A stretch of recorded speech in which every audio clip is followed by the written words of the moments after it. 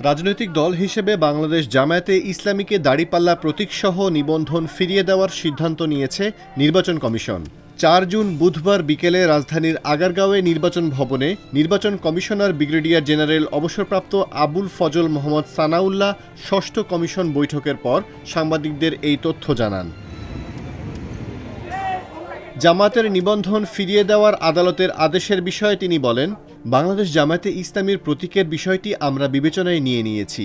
একই প্রজ্ঞাপনে ২০০৮ সালে দলটিকে প্রতীকসহ নিবন্ধন দেওয়া হয়েছে।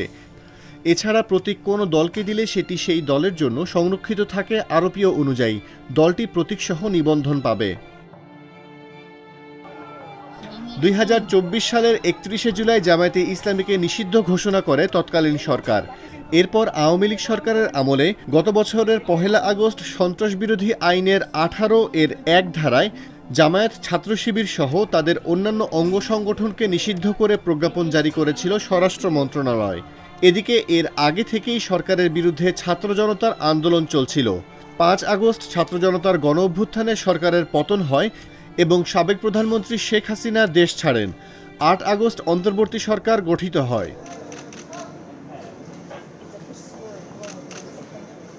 পরবর্তীতে ২০২৪ সালের ২৮ আগস্ট জামায়াতে ইসলামী ও এর সব অঙ্গ সংগঠনকে নিষিদ্ধের সিদ্ধান্ত প্রত্যাহার করে অন্তর্বর্তী সরকার।